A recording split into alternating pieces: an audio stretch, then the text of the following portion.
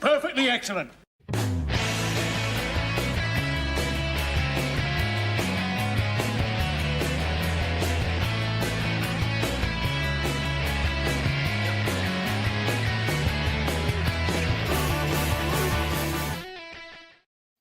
Hey, how's it going, party people? Welcome to Perfectly Excellent. A wonderful Thursday evening. Just stopped raining. Maybe it's coming your way. It was here earlier. We had some, it sounded very heavy, like big raindrops with thunder. So large raindrops. Yes, definitely. So how you doing? I'm doing well. How about yourself? Good to see you. I have had a heck of a day as far as work chaos today. I have been sitting in Zoom calls for about 7 hours of my day today. So I'm really excited to spend my free time on essentially another Zoom call. There you go. So don't you wish you can go back in time and tell your younger self how you're going to spend adulthood? No, I definitely don't want to do that because I probably would have tried to move to the bottom of the sea or something like that. Nice. Cool. So we're going to try a little something new this week, right? We are indeed. And I think you teased it up there, the 6 demon bag. Why don't you explain that to me? Well, we were kind of thinking about what did we want to talk about for this particular episode. And we had kind of a bunch of little chunks that weren't really enough to anchor an entire show, but were things that we all wanted to talk about. And as we were starting to go through them, like it just sort of popped into our heads that like, oh, it's like the 6 demon bag, a little wind, a little fire, a little bit of this, a little bit of that. Yep. So that's kind of probably going to maybe be a recurring thing for us is when we have like a bunch of little chunks, we'll do a 6 demon bag episode. And bonus points to anyone who knows what the 6 demon bag is from. Absolutely. We actually do have 6 topics. We'll see if we get to all 6 of them. That was just sort of a happy coincidence. I don't think we need 6 topics to have a 6 demon bag type episode, but we can give it a shot this week. All right, let's go for it. Should we just go right away? Let's start with number 1. Jump right into it. Perfectly excellent.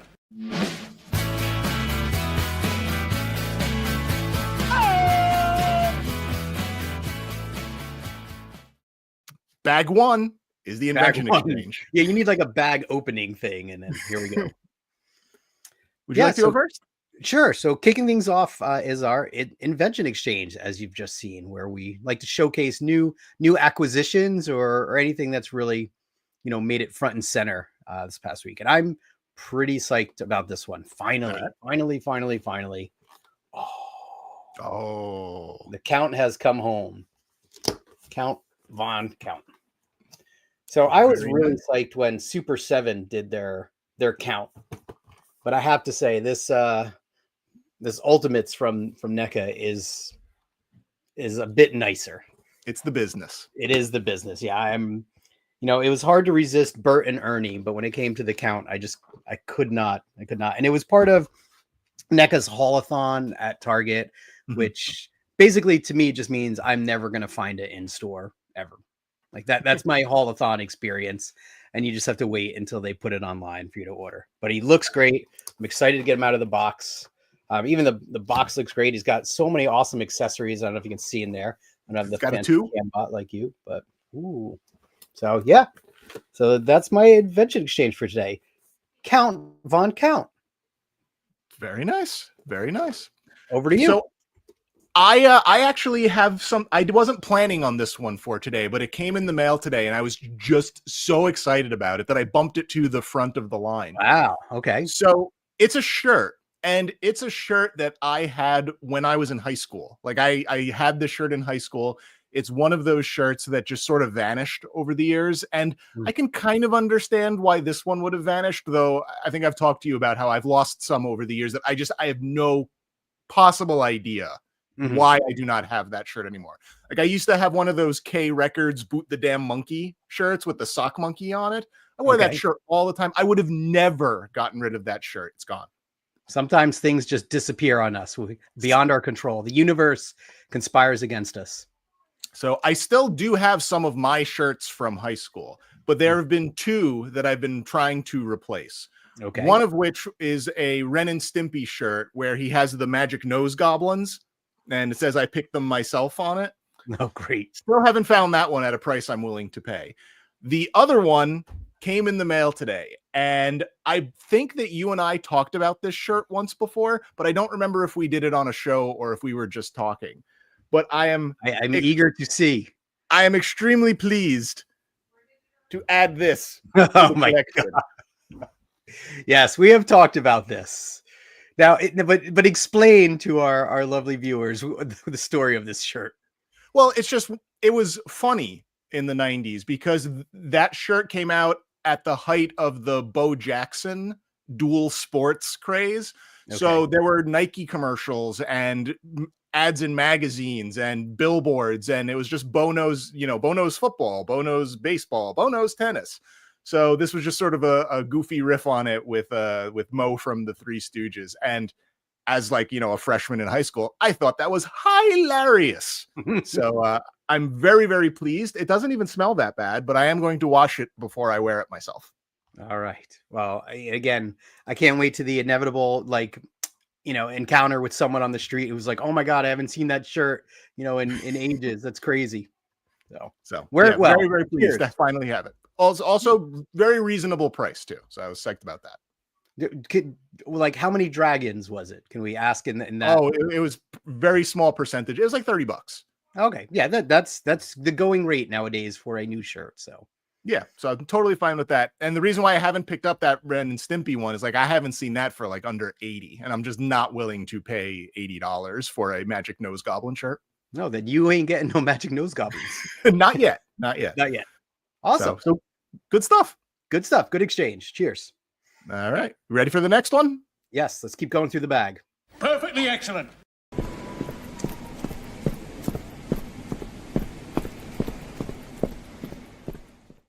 Bag 2. Very cool. So let me tee this up a little bit, if you don't mind. So as you're aware, and people may be aware, that Walt Disney World and Disneyland have built their Star Wars land, Galaxy's Edge, to you and I. And I'm a big fan. I've been there many times because when we go to visit my family in Florida, we usually stop at Disney, and I love to spend time at Galaxy's Edge. And I know, it's been something that, we've been talking about, it'd be cool to go, a bunch of Star Wars nerds and walk around there. And just recently, Disney Plus added things, 2 videos about Galaxy's Edge to their streaming service.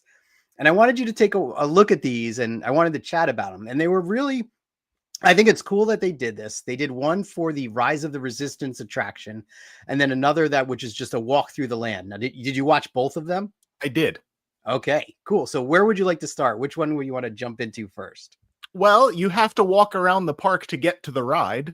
You do have to walk around a bit to get to the ride. Now, a little caveat here. I'm familiar with Walt Disney World's version of the land and the ride, which are very, very similar. There's minor differences in the layout of things, but the ones I watched are from Disneyland. The ones you watch were from Disneyland, yes. But it's once you're in the land, it's basically the same layout and the same thing. So let's take a walk around Galaxy's Edge. You start first. Tell me what you thought when the video kicked off. Do you want just my general thoughts on the video as a whole? Sure. It was very boring. Yes. Well, and I think that was filming when there was no crowd. So they must have done this in the wee hours of night, right? I think that took a lot of the energy and the kind of excitement away from the land, because I did feel that as well. That was one of the notes that I made, that I think that was a disservice. Maybe they could have staged some cast members around better and had some, fake people just pointing at things, and it would have given it a bit more energy, because it felt very void of life. Yeah, I thought it was, I guess expected, but I thought it was odd that they didn't go into any stores or anything like that. You're just kind of walking around. There's no shortage of benches in this place. For I don't know, what felt like 5 minutes, all they were walking by was just benches. I think that's probably close to the entrance of Rise of the Resistance. Exactly, yeah. So many benches. Hey, it gets hot out there when you're waiting online. And I don't see, that's one thing. I'm not sure if Disney World has the actual benches. There are lots of places to sit, though, and you will need to sit. It happens. Lots of benches. Lots of benches. And yeah, I was disappointed they didn't go into the stores, because when you're there, that is one of the coolest things, like going into Doc Ondar's, which they, it's made to not feel like a souvenir store. It's supposed to be like an in-world store of like, curiosities and antiquities and things like that. So it is really cool just to look around in there. The Droid Depot, one of my favorite shops to go in, is very cool. There's lots of droid parts and things to look at there, but yeah. I honestly was kind of disappointed. There is absolutely nothing about it that makes me want to go. That's for sure. Okay. Which is interesting. So they really do it. They're really shooting themselves in the foot with these videos then. Well, to me, it's just like, man, you are spending more time showing me the places where I can buy Coca-Cola than you're showing almost anything else. Like, my takeaway is, if I go there, I can buy Coca-Cola and sit on a bench. So you don't think the Coca-Cola was too subtle, right? You don't think that they like because did you realize it was sponsored by it was sponsored by Coca-Cola, and it was pretty funny. Like the first time they zoomed in on it, that was okay. And then the second or third time, I'm like, wow, you're going to town on this. Yeah. I did not enjoy those 15 minutes. I thought it made everything seem really lame, actually. Yeah, I'm disappointed to hear that, but I'm not surprised. I think the way they did it, I think it was almost like a preservation piece. Like, hey, we're going to bulldoze this, so we're going to do a walkthrough and save it for all time. But yeah, you missed the cool shops. You missed Oga's Cantina, where DJ Rex is hanging out. So yeah, don't let that cloud your vision. It is much cooler than it came across on that video. But so let's go to Rise of the Resistance then. Okay. So Rise of the Resistance was certainly more interesting than the walkthrough around the park goes. They sure have a lot of staging areas leading up to the ride itself. A lot of staging areas.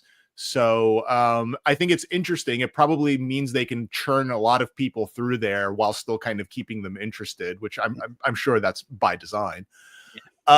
It's all very well done. Again, I'm just going to talk to the actual sit down in the chair part.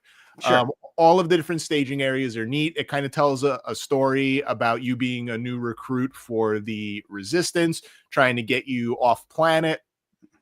There's some animatronic stuff. There's some movie stuff. Lots of like good world building. There's this part that sort of zigzags and it looks like there's a bunch of uniforms and things like that in cages.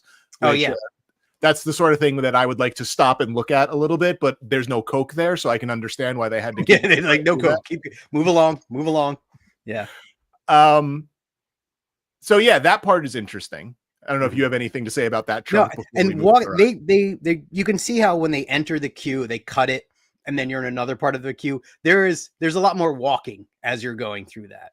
Right. And yeah, it is really cool. Like the attention to detail, like you feel like you're actually entering in a rebel base. There's lots of radar screens all over the place as you walk past. Very, very cool. Like, again, like you said, it brings you right into that experience. So it's a good way to tee things up. So then you get to the ride, which doesn't completely make sense to me as to why this is happening. But essentially you and 20 other people sit down in essentially maybe like a 4x5 roller coaster-y sort of car thing that looks like any other thing you'd sit down at a Disney attraction. You know, if you've been in a lot of Epcot attractions and things like that, it's very similar in that you sit down, the bar goes down, but there's a whole bunch of people next to you and in front of you and behind you. It is a prisoner transport. Sure. Let's go with that. So then this droids just starts like whipping you all over the place, and you're driving around and you're going forward and you're going backwards and you're spinning around, and you can see other cars with other passengers around you, and Kylo Ren gets mad at you, and Hux gets mad at you. Yeah, nobody's happy with you. Yeah, there's some AT-ATs or whatever the AT-ATs are called in that trilogy. I don't know if they're still called AT-ATs or not. I think those are AT-ATs there. Well, let's go with that. There's elevators that go up and down, or at least there's screens that make you think you're going up and down. I'm not really sure. No, you're going up. You're definitely going up. Yeah. So again, they do skip through a lot of it. So we'll pause here. What's happening is you got everything right. Like you're off to join the resistance in Somalia or wherever they were taking you. I forgot the name of the planet. And then you do get captured by the First Order. Yep. So it's what you may not notice in the video is you enter that transport ship, right? And you're outside, you're in the rebel base. You get captured, you exit the transport ship, and now you are on a Star Destroyer.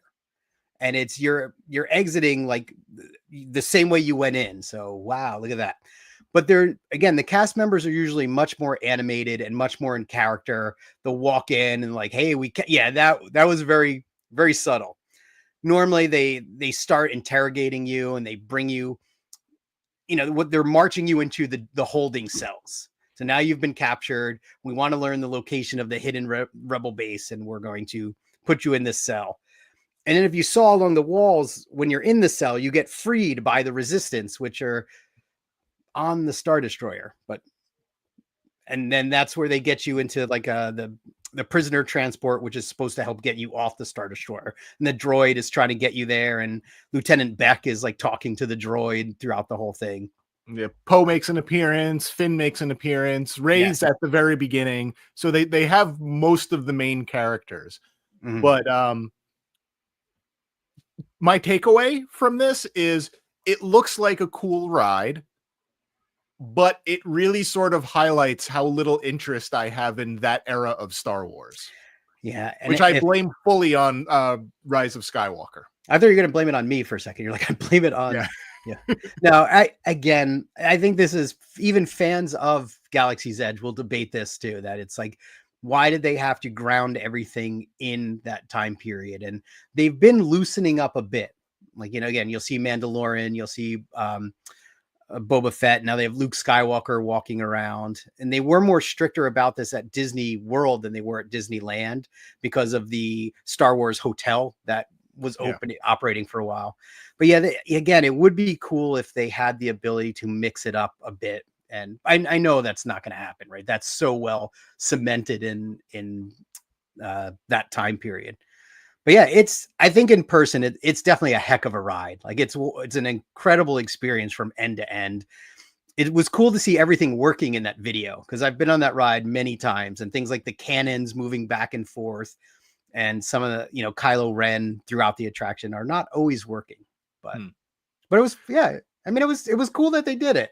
I hope they do the Smuggler's Run, the Millennium Falcon ride. That's what I thought this one was. So I was I kept waiting to like go into the Millennium Falcon. When do we get on the Falcon? And I'm like, wait, what is going on here? So I wish that had happened, because that looks more interesting. Yeah, and I feel like that's the one that you could probably more easily pull into another era. And they are. They're actually, I don't know if I think it's next year. They're adding the Mandalorian to it, and Hondo Ohnaka is in the queue, like an animatronic Hondo being his usual piratey self, which is good because he's in all eras. Yeah, exactly. So I think that's really cool. Yeah. And cool. Well, I guess it was nice. A nice little taste of what it's like there. Maybe a little, very distilled from the real experience, but it was neat to sit back and watch those. So yeah, I imagine it's the sort of thing that's more enjoyable if you've been there versus this is your first experience of what most of this stuff looks like, other than still pictures. Mm-hmm. Like for example, if they had one of those where you could walk through the Rockaway Mall in 1995, I would be super interested to sit down and watch that. However, if I had never been to that mall before, I don't think I would want to watch that. It's funny you say that, because one of the channels I've been watching on YouTube lately is just a guy who goes to malls and walks around. And, but I want it in 1995. Like I can go walk around Rockaway now myself. It's not the same. I want to see all the stuff that used to be there. I want to go to the wall. He doesn't go that far back, but it's still neat to see. Like he goes through and just evaluates whether it's a dead mall or not. Gotcha. So cool. Right, well, welcome to your Galaxy's Edge. One last thing. Did you notice that several points in the land you can buy Coca-Cola products? Oh. Huh. Yeah, you go back and watch the video. I couldn't tell because everything is in Arabish, so I really wasn't sure what they were selling. Yeah, well, they paid the bills. Cool. Well, I appreciate you checking it out. I wanted to get your take on it, but I agree 100%. it was lacking a lot of energy that's normally there. So Yeah, kind of dull. Frozen in amber to an extent. definitely. All right. Next, 2 bags down. 4 to go. Perfectly Do excellent. it.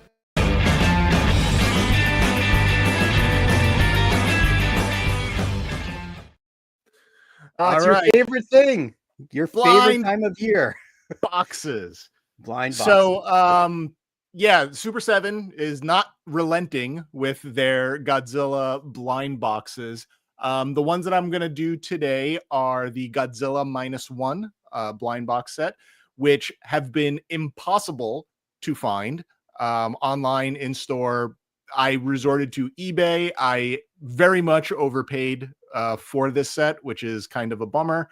But I figured we can kind of go through, pop these guys open, see what everything looks like, while maybe talking a little bit about Godzilla, because Let's do Godzilla is one of those interests that I have that isn't something that seems to have entered your world a whole lot. So I Yeah. kind of want to talk about that a little bit. Let's discuss. All right, so let's bring up Mr. Screen Share first. So we got our Godzilla -1 blind boxes here. It's a set of 12 boxes. There are 7 different figures. So Ooh. 5 of the variants, there are 2 per box, and then 2 of the variants, there are 1 per box. So there are 2 chases. So yeah, I'm gonna start opening these. So while I start, tell me a little bit about Godzilla -1, because I know that you have seen that and you have expressed to me that you have enjoyed that one. Yeah, we saw that together, did we not? We did. We did. And I'm up for any kind of, good monster or sci-fi movie. Had no idea what I was getting into when we went and saw that one. I mean, the last Godzilla movie I remember seeing in theaters was, I think, with Matthew Broderick. He was not Godzilla, but he was in the movie. And the only thing I remember of that is he like turns to the camera at one point and he's like, "Oh, well, at least we fed him," or some kind of joke like that.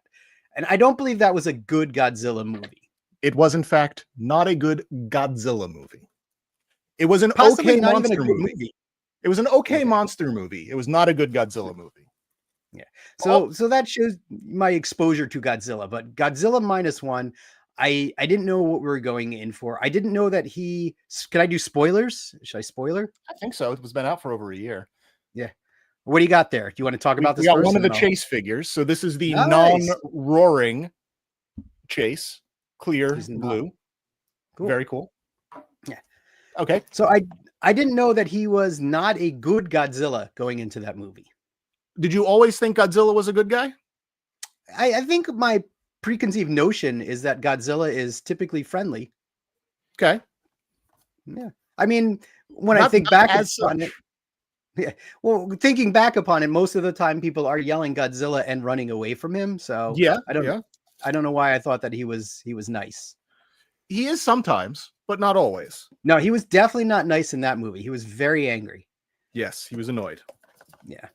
But again, it was I mean, first of all, that was an incredible movie. Like that, it took me by surprise. I didn't know what I was going into, and I was like riveted the entire time, like putting it all together. And then the way the story came together with the pilot and the family. I think the only thing I didn't like was that his lady friend did survive at the end. That was a little too clean cut of a happy ending, but I didn't mind it. He deserved a win after all of that.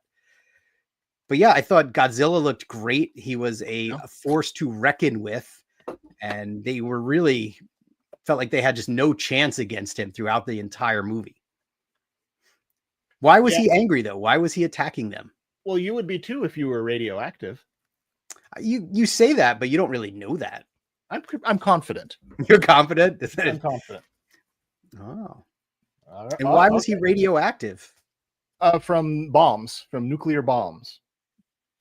Mm. He was caught in a nuclear bomb testing, or maybe actually I don't remember if it was a test or an actual bomb being dropped in -1, but I'm pretty sure it was a test. Yeah. Does he lose his superpowers when he sees the color red, or is that? He does not. He does not. He does not. Oh, so what is this one you have now? This is the heat ray or atomic breath Godzilla. Mm-hmm. It's got a because little it's blue. that goes in there. Nice. These look great. I think these look better than the last ones. Yeah, they're definitely more detailed because they're more of a modern Godzilla figure as opposed to the Showa ones, which are supposed to be more like a retro 70s, 60s figure. No, I definitely dig these. Yeah, So, it's good stuff. It's good stuff. Yeah, I So- mean, I when we saw -1, I was crying like points, but I really was like riveted. And then we discussed me going back and watching all of the Godzilla movies, and they were all, I don't know if they still are, but they were on HBO. Yeah. So I borrowed my parents' HBO account to go do that, and it was non-cooperative. I got pretty far in the first one, and it was amazed me. First of all, the sexism and everything, which I guess was a product of its time in that movie. It did come out in 1954. Yeah, but I was really enjoying it. I just did not get far enough, so I should go back and try to make it through those again, because I do enjoy them. I have nothing against Godzilla. Well, that's kind of my question is, did you just never see Godzilla movies when you were no, a I kid? saw a lot of Godzilla movies growing up, definitely, but they're all just kind of like one movie. So it was basically just like, Saturday afternoon, Sunday morning, channel 11, channel 9. I had one of my cousins used to babysit for me when I was really young, and we would watch movies that I was definitely not supposed to be watching. And Godzilla was one of them. Like, we would watch, like, was it Death Race 3000 or 2000, 1000? Lots of like crazy movies. Oh, look at that. He's got a train. Yeah. Yeah, see, that's not nice.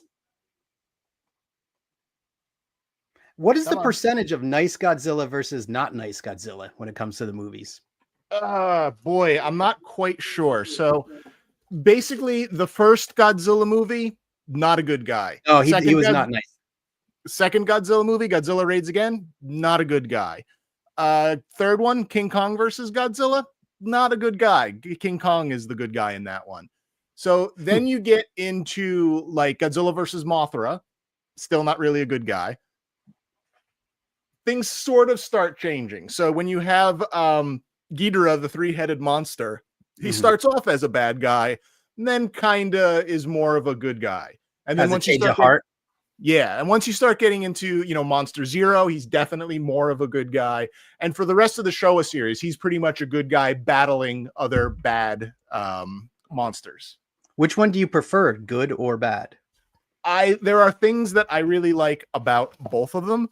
I love Godzilla movies. I will go under I will say that there aren't any bad Godzilla movies. I think all of them are good. They all have something to offer, but they don't offer the same thing. So it kind of depends on what you're looking for. There are people who say things like Godzilla's Revenge isn't a good movie, but it's meant to be a children's movie. It's meant to be telling. Yes, I could tell from the title, Godzilla's Revenge. It sounded like a fairy tale. Yeah, it's the Japanese version is called I think All Monsters Attack, which is also not super descriptive, but it's really the story of like a latchkey kid, like an 8-year-old, who's kind of just finding his own way in Japan in the 70s. So they all have something to offer, even if maybe it's not necessarily, serious monster carnage. Yep. There's some goofy stuff going on for sure. I think it's coming back to me. I think on a flight recently, there was a Godzilla from not too long ago, not -1. Like, I think it came out before -1, an American-made Godzilla movie. That Legendary has made 3 Godzilla movies. There was Godzilla that came out in 2014, which was pretty good. There was Godzilla King of the Monsters, which I think was 2019. Okay. I did not care for that one. Really, they took some liberties with the Godzilla character that I did not really like. Oh, really? And then they did Godzilla versus Kong, or Kong versus Godzilla. I don't remember which one's first in the title. I really did not like that one. That one was way too goofy for me. Like, again, even someone who's very comfortable with goofy Godzilla movies from the 70s, it was just kind of absurd in a way that I couldn't deal with it. It was I thought it was horrible. It was off But, the Godzilla meter. I don't really count the American ones so much. Like for me, there's plenty of Japanese Godzilla movies, and I'm more than content watching those. So quick, like deviation from Godzilla, Pacific Rim. Yeah. Where does that land on your radar? So I really liked the first Pacific Rim. So we got an okay. So this is charging Godzilla. Yes. So he no is blast charging. effect, but he's getting ready to blast. Yeah. Focus. There you go. Yep. So excuse me.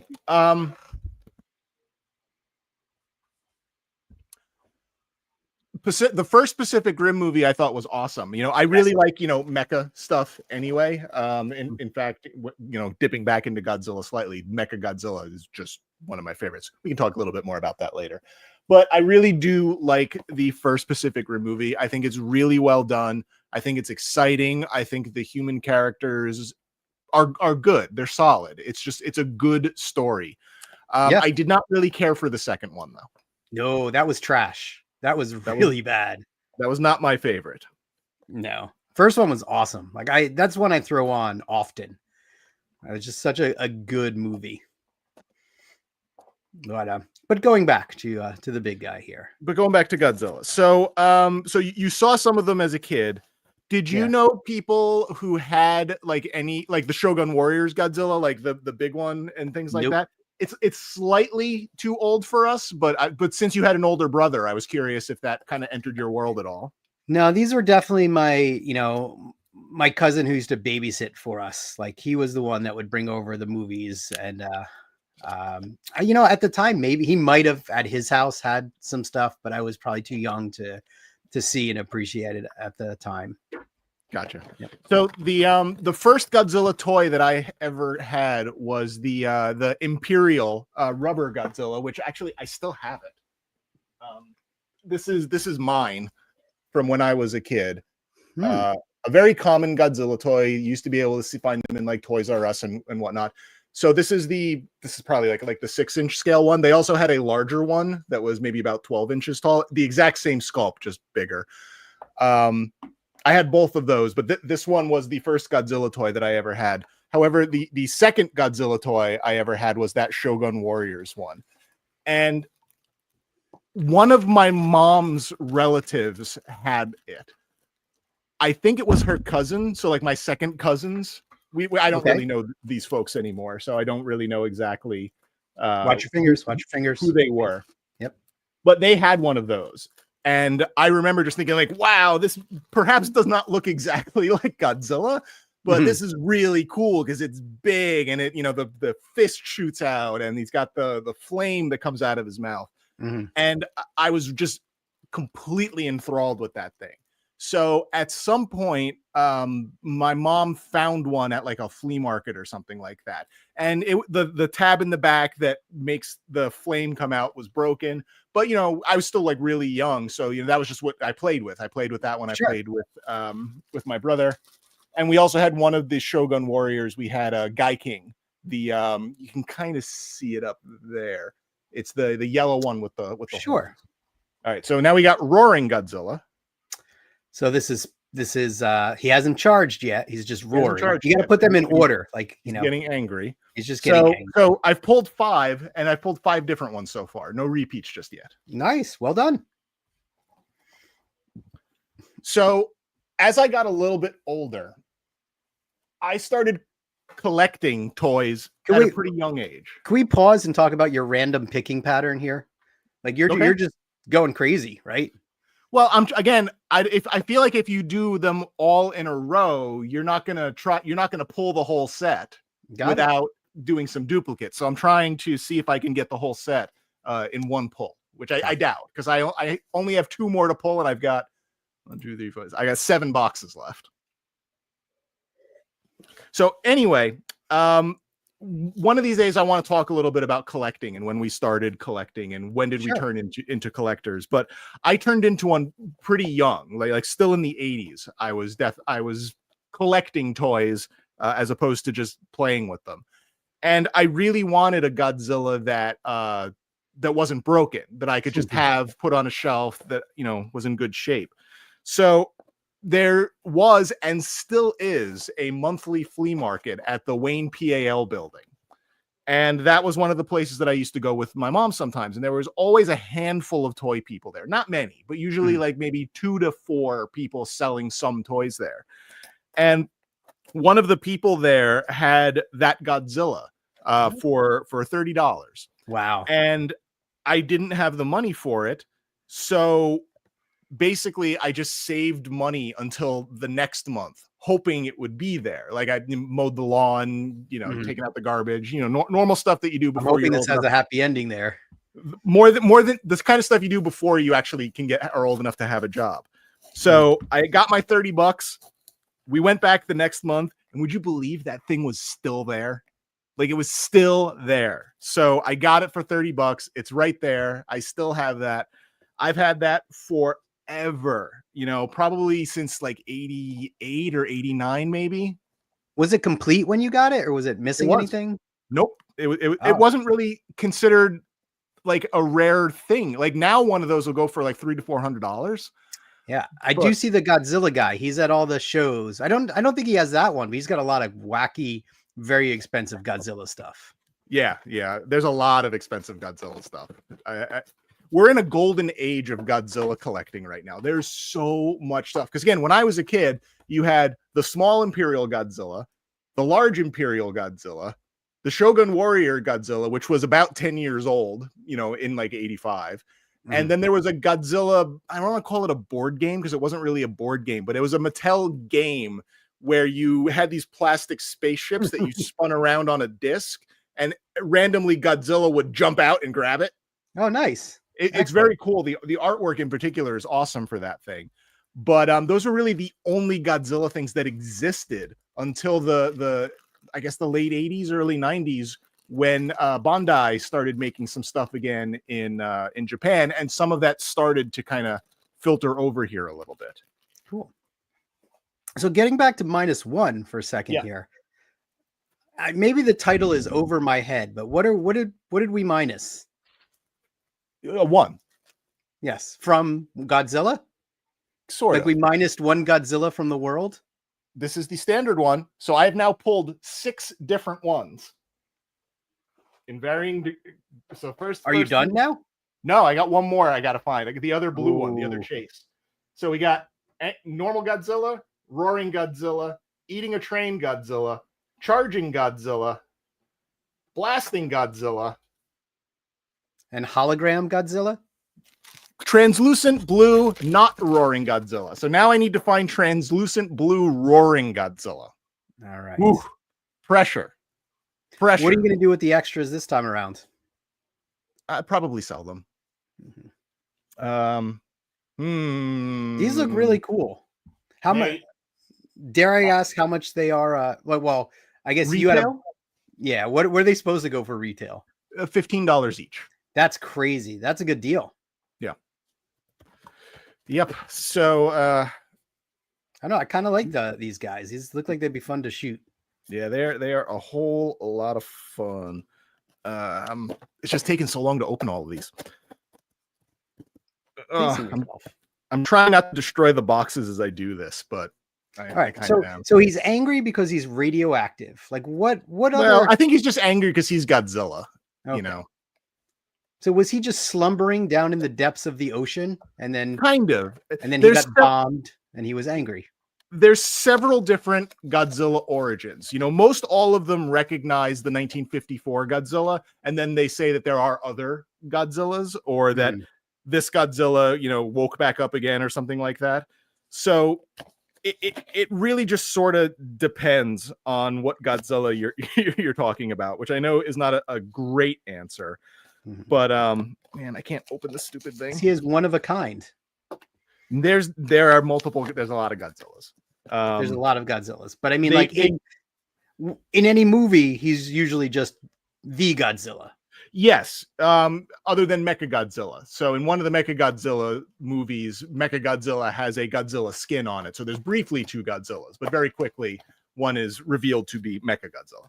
Which sounds like that was probably built by man. I don't want to spoil anything, but No, by No. space aliens.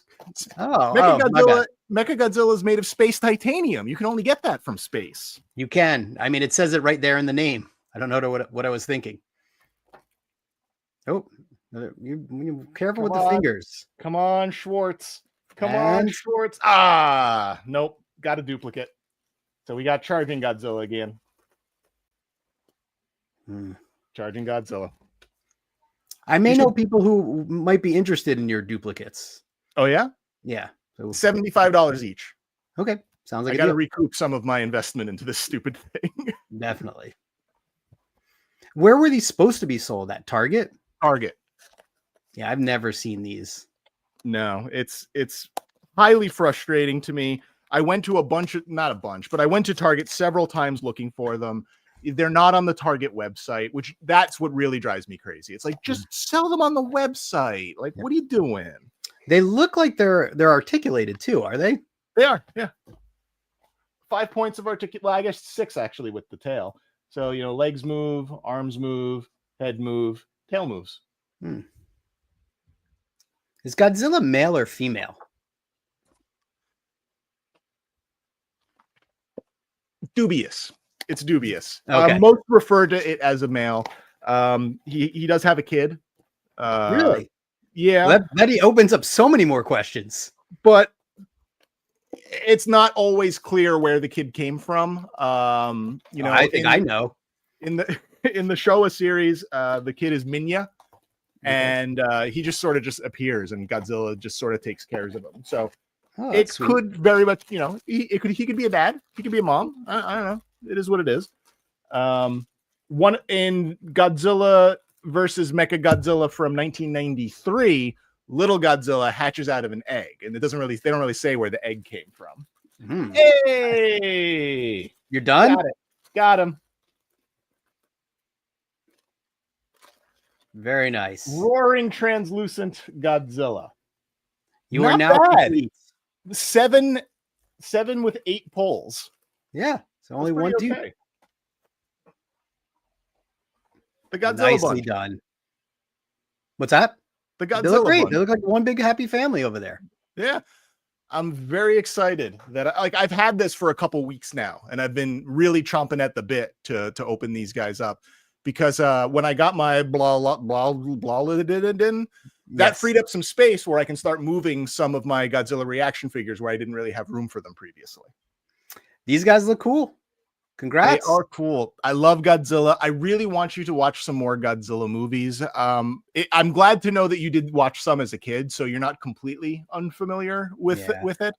I wonder if there's if I just buy the movies, if there was a good way to get them. So I am traveling again soon. Oh, you mean digitally? Yeah. Yeah, I'm not positive about that.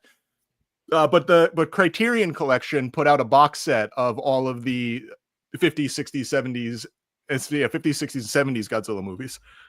Pretty nice little set. I'm a big fan.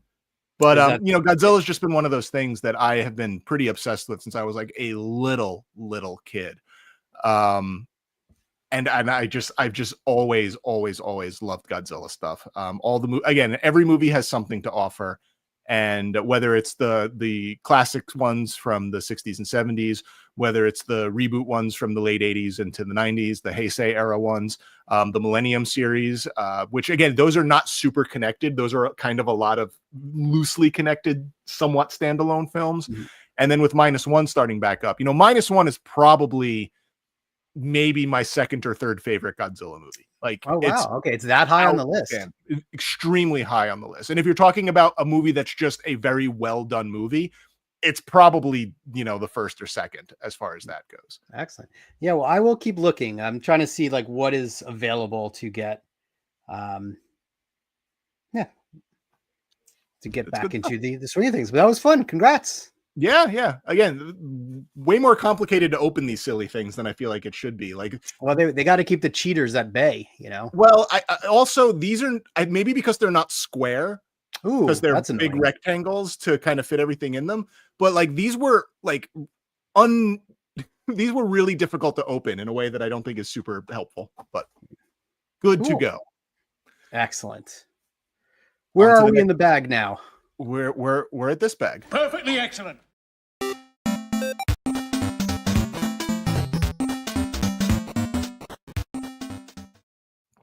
It's good. Very clever. Yeah, and this could be quick because I know you've played Fortnite, but you don't actually play Fortnite. I think I But as played a it Star twice. Wars fan, twice. Yeah. Well, you maybe want to fire it up just for this season. It's a mini season, and it is a Star Wars themed mini season. Go ahead. One. What is a season? A season is, think of a video game as if it was a TV show, and they have a season where you play for a bit, and then another season starts, and it's like they've changed it up. It's a new map. It's new So it's like items. specific goals and whatnot based on the season. But isn't it? It's like an open, just run around, shoot people game, right?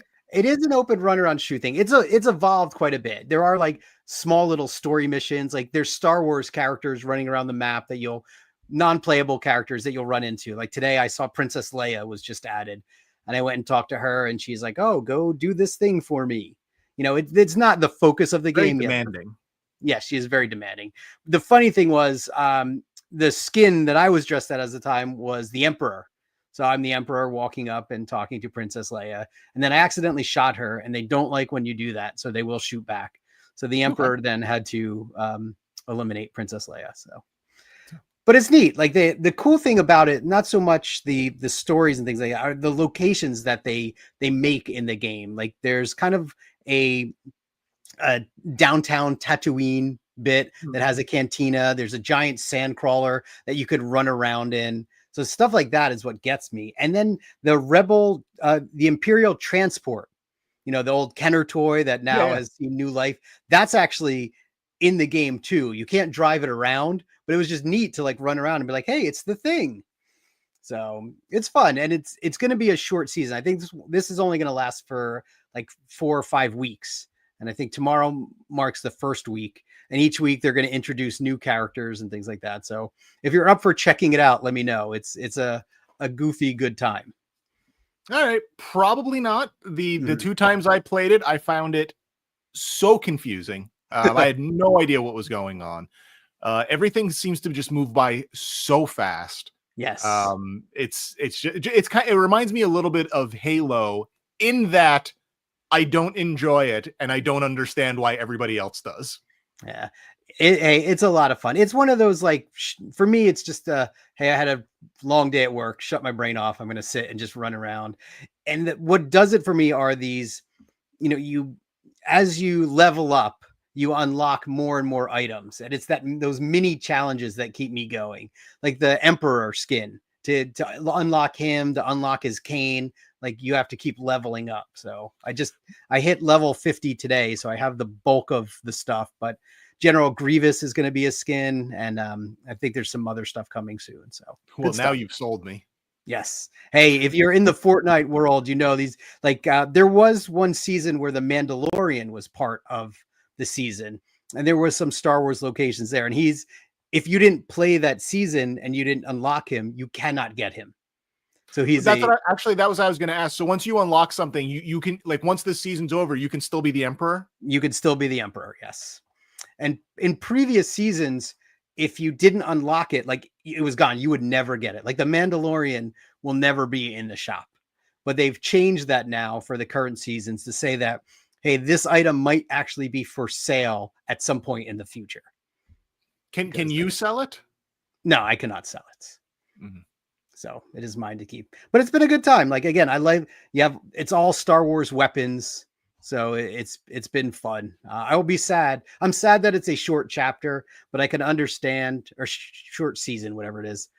I can understand, because if you're not a Star Wars fan and you just want to play Fortnite, it's probably very annoying. But there's X-Wings you could fly. There's TIE fighters you can fly around. They are made of paper mache, though. So if they get hit with 2 Nerf darts, they like come crashing out of the sky. But it's a lot of fun. I enjoy my Star Wars themed things.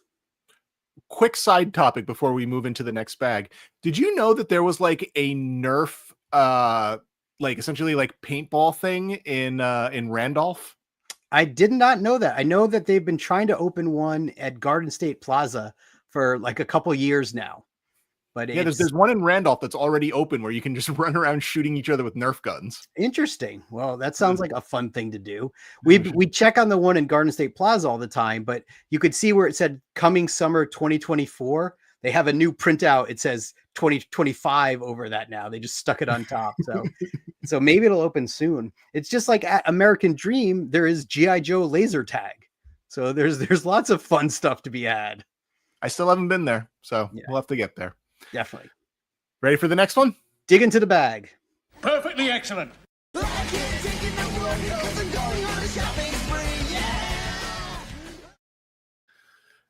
Another segment that we've done in the past that'll probably keep coming up is like what are we doing on eBay? What are we looking for? What are we buying? What are we bidding on? What did we miss out on? Do you have any eBay stories to share? I do. So I'm really trying to be good these days. Ever since I ponied up the bucks for the dragon, I've been trying to like reduce the time I spend just browsing aimlessly on eBay. I started going and deleting some saved searches, just trying to be more selective where my money goes for this kind of stuff. Doesn't say I'm not on there all the time, just looking. It's like it is a habit where sometimes you think of something and you want to take a look. The last thing, if you remember, I got the Burger King, the Beetlejuice toys. So, that was like, it's the thing with eBay is like, once you it's the chase and then you get it. And then it's like, oh, what am I chasing next? What's next? Yeah. But right now there's nothing big that comes to mind. Again, there's stuff I still get alerts for all the time. Like NECA did the Goonies set, the Chunk and Sloth. And that's one that bugs me that I didn't buy when it was out, when it was like $60, because now it's like 100 and something when I see it come up on eBay. But I got a hit for that the other day. But how about you? What are you chasing right now? Well, I mean, I'm always chasing a billion things, but one of the bigger things that I'm constantly searching for is just, McDonald's stuff, McDonald Land stuff. I really enjoy that. But my main eBay story is actually not really an eBay story. It's a different auction story. So Mercari? No. So basically, I stumbled across an estate sale that was happening in Massachusetts, where I guess someone's McDonald's collection was essentially being liquidated. Wow. So I ended up on this site that I've never been on before called Auction Ninja, which I guess a lot of estate sale people use that to sell, to just do estate sales. No, I associate ninjas with auctions. Makes sense. Yes. So there was like a bunch of really, really, really cool McDonald's things on there. There are things like I would never be able to get. Like they had like the life-size Ronald statue, and they had some of the plaques and whatnot that would be hung up in the store. And and then they had other things, which was like, hey, here's a bunch of like stickers from Happy Meals, and hey, here's like uniforms. Like they had this lime green 1970s woman's uniform with like the collar that's like 6 inches. Like it's just amazing. Wow, this is like future you that you're buying from. Yeah. So there were two things that well, there was many things that I had my eye on, but a lot of stuff went out of my price range very, very, very quickly. Mm-hmm. But there were two things that I sort of figured I could get on the cheap. One of which I did. I got basically just like a bunch of paper goods, some stickers, a couple little signs, like a display. And I got that for like $26. So that was like a nice, easy one. The other thing that I was hoping to get inexpensively was something that like I really wanted, and I was prepared to bid a little higher on. Go on. And you probably remember that there were McDonald Land collector cups. There were several versions of them where you had the glass cups that had the glasses that had, Mayor McCheese on them, Captain Crook, Ronald, all that stuff. So one of the things that was on this auction site was essentially the design specs for the McDonald Land Adventureland glasses, which are my favorite ones because the glass I had as a kid was Mayor McCheese Rides the Runaway Train. That was the one that I had at my dad's house. And it was basically the art for all of those with like kind of like the Pantone colors and everything. And they were just kind of like little notebook sheets. I don't even know how big they are because there's no freaking information about it at all. But I assume they're probably like, yo big. And there's 6 of them. And again, I love those glasses and I really, really wanted those. So before I continue my story, I have a question for you. When it comes to collecting and when it comes to online collecting, what's the most stressful thing about online collecting? Like, what is the instance where it's like, ooh, this is stressful trying to do this? I don't know. Is it the last seconds of the auction? I'm asking you. No, what is the most stressful? What is stressful? Okay. Yeah. I mean, again, like you said, I think the lack of information is extremely frustrating. You don't know how big it is. And I hate when I see crappy pictures of something. That's like, I feel like you're taking such a gamble with it. And what about like pre-orders? Like unsure of whether or not you're going to be able to get a pre-order in at Target or whatever, like that kind of stuff. Horrible, frustrating pre-order experiences. Definitely. There is nothing in the world that is more stressful than an auction site that if you bid in the last 5 minutes, it adds time to the clock.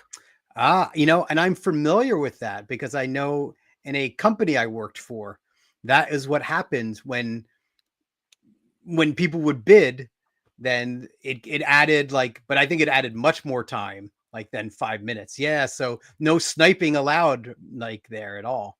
I waited for this auction to end for like an extra hour and a half from when it was supposed to end. And eventually it got to the point where I was just getting angry.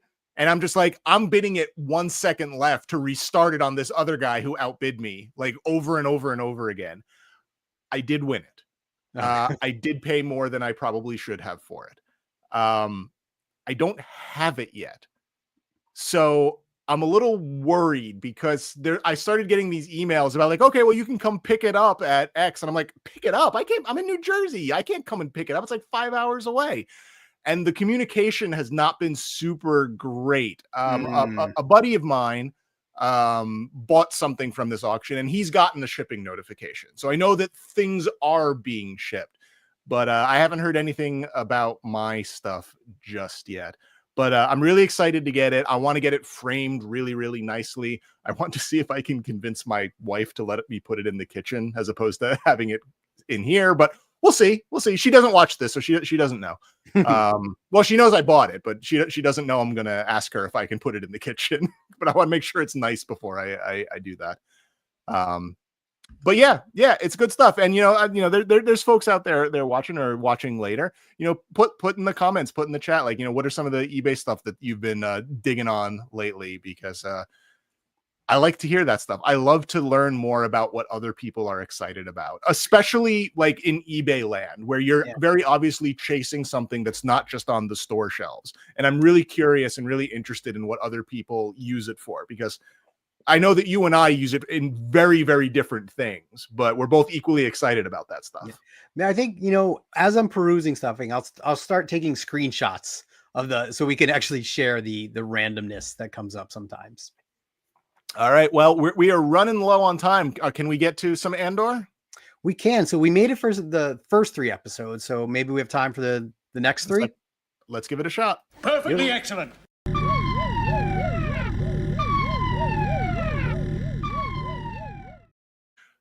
There be spoilers afoot. Yes. So I don't have my cheat sheet of everybody's name. So I guess I deleted that last time and I forgot to save it. So I don't know that I'm going to necessarily remember every character's name. That I'm not great at that. Yeah. And I have to apologize. I'm still reeling from this week's 3 episodes. Yeah. So I have to take a moment and reset my brain to what happened last week. So because I'm all torn up inside a bit. Yeah. If we're doing a high level thing, again, I really enjoyed the episodes 4, 5, and 6. I thought they did a lot of really interesting things. I was just infuriated that I don't get more. I want more. I want more. I want more. There are loose ends that are driving me crazy. Just from the first 3 to the second 3, there are loose ends that are driving me crazy. what happened with that TIE fighter from the first 3? They don't talk about that at all in the second 3. What happened to Bubo, the little droid guy? They leave him behind on the General Mills planet. They don't talk about him at all in 4, 5, and 6. So like there's a lot of loose ends there that are driving me nuts. And this one I feel like is also going to have some loose ends that are going to drive me nuts. I don't, because it's such a small chunk of time. Yeah, and I don't see how they could not end up that way, since they're very focused on the main story and kind of the situations that bring these characters where they are. We're just supposed to forget about it.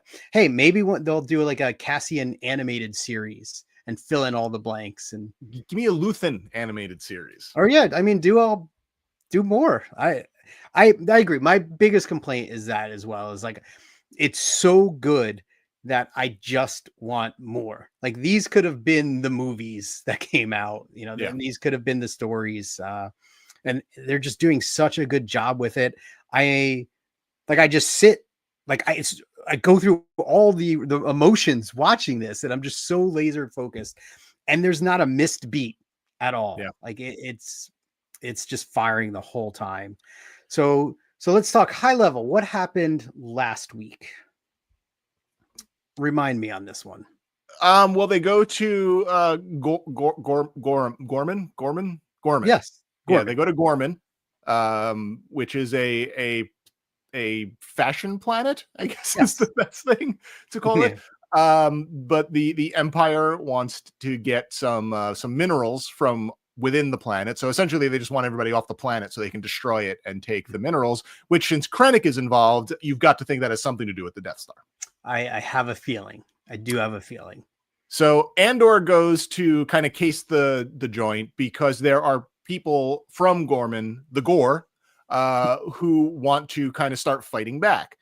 And he goes there and he basically just goes like, yeah, these people are not ready. And if they start trouble, it's just going to make things worse for them. And he doesn't want to be part of that. He made a good point that the resistance or whatever they were called on Gorman, they wanted to like rob a Imperial like transport or whatever it was to prove that they're transporting weapons, right? And then they, Cassian's basically say, well, we're doing all spoilers on this, right? Yeah. We're good. These ones are a week old.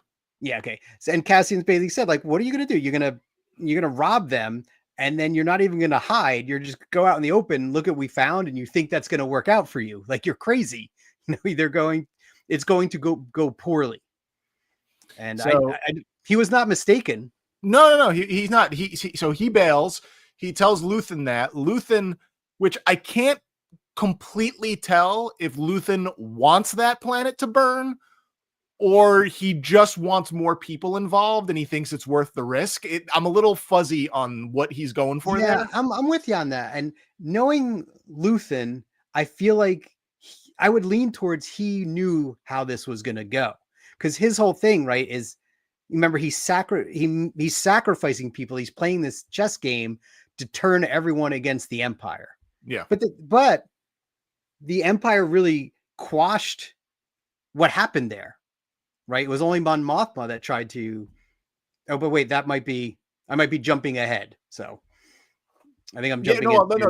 This first thing, the basically the third episode has the Gore along with what is Mon Mothma's cousin's name? Vel. And the other one, Cinta. I see. I don't have my cheat sheet. I'm horrible with character names. Basically, Luthen sends them to help the rebels do the thing. And he was disappointed in Cassian, right? He seemed like you're not thinking like a leader, right? Yeah. So anyway, so he sends those two there to do it anyway, even though Cassian said he doesn't want to do it. So they kind of put everything together. It turns into something of a mess, and Cinta ends up getting shot, not even by an Imperial. Yeah, that's the thing. Does it really turn into a mess? It's just the one idiot, like, who brought the gun who wasn't supposed to, and I think Cinta dying is a mess. I Well, wasn't that was a happy about mess, that. but it was like, they did it to themselves. It's not like Yeah. they were swarmed by the Empire or stormtroopers or anything. Yeah. I mean, it basically turned into an episode of Perfect Strangers with guns. Like, it was Yeah, bad. exactly. Like, oh, cousin Balky. Yeah. So, and again, obviously Vel is very upset because the two of them finally made up like earlier in that episode, which is But of course. did you not know she was going to die at that point when they I mean, made up? I assume that by the end of episode 12, everyone who's not in Rogue One is dead. Okay. So I assumed they're all dying at some point, but I Got it. didn't know. I didn't think for sure that she was dying in that Because episode. that was my takeaway. I'm like, oh no, they reconciled. She's dead. She's a goner. Well, either one of them could have gone. If you look at For it some that reason, way. I felt like Casinta has been she hasn't been in the picture as much. She's been off doing things. Yeah. So again, a really good episode, a really good series of episodes. There's the other plot line where Bix is sort of having some issues. She's self-medicating. Her and Andor are shacked up on Coruscant. Andor goes off to do something on his own. Luthen comes over to see if I don't know if he actually wanted Bix to go do something. He says he wanted to maybe send Bix on a mission, but decided against it. But it seemed like he was just kind of there to check up on her and maybe start some trouble. Mm-hmm. But I have a question for you, because Ask away. the end of the third episode is Cassian and Bix going to a place in Coruscant where that mind control doctor is. Mhm. And Bix goes up. She puts the mind control thing on him. We watch him freak out. She leaves, and then they blow up the building. Yes. Was that a mission from Luthen? I don't believe so. I didn't take it that way. I took that as them solving her trauma or getting retribution for her trauma. Because from Luthen, what would be the objective from Luthen? Like, he's to do very exactly calculated. that. To do Because the what's same that? thing. To do the same thing, to get her and him back to full strength. Okay. Yeah, I mean, I guess you're right. That could have been it. But no, I took that as them just being like, because it was kind of reckless. She just walked right in, right? Or she shot the one guard. The reason why I'm unsure is, and I missed it the first time, but the second time I noticed the last scene with Andor and Bix before that are them looking out the window and the beacon is flashing again. Mm-hmm. And they don't follow up on that at all. So is the beacon flashing Luthen telling them to go do this thing? I don't know. I mean, because remember, Cassian even went to Luthen, just went right to the shop in the middle of the night because he was all pissed, and they had that exchange there. So I don't know, but really, really, really good stuff. And my big takeaway from this, the positive one, is that as good as these episodes are, they are so much better the second time through.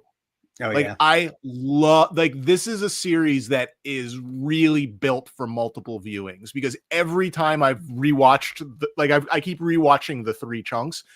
Man, there's a lot of stuff that I don't notice the first time because I'm kind of caught up in it. Level is significantly higher the second time. Yeah, I need to give them a rewatch because a lot of them I've watched on my phone, which you definitely miss out on a lot of that. Hey, it's something it's a bad habit I have. I've built up commuting. I'm used to doing it, but it's amazing when I do sit down and watch it on TV. I'm like, wow, everything is you could see so much better and there's so much more going on. It's crazy too. Cause I was, Ollie came down when I was watching the other day and he's like, wow, these are all an hour long. He's like, wait, every week you're basically getting a Star Wars movie. And he's not wrong. You're getting 3 hours of a clip. So no, it's really good stuff. I'm loving it. This next, the 3, no spoilers for this, but the 3 that just aired on Tuesday were spectacular. I'm eager to talk about them next week. Yeah, I said, I'm still emotional about those. I'm still processing. And then I'm also bummed that we have 3 left. And that's it. our time is running out, just like our time is Yeah. running out. Yeah, we went a little long tonight, but it was good. We made it through the bag, right? That was all 6. All 6. We hit the full 6 demon bags. So Hey, I think cheers! next week Cheers to the first demon bag. cheers. I think next week we'll probably try to do something where we have like a main event topic that'll take up the bulk of the thing, rather than try to rip through all of this stuff so fast. Because boy, oh boy, I felt some pressure opening those boxes during the Godzilla chunk. I'm like, You I were gotta go, I making gotta me go. nervous with the scissors. I thought you were going to lose a finger there, and then Nah, I'm good. I'm good. I would never do anything with scissors that isn't completely legal. awesome. Well, cool. Well, good chat. Good catching up. Lots of fun stuff. All right, and we'll hopefully see everybody next week. Yep. Thanks for hanging out. Do the things. Do the thing. Perfectly excellent.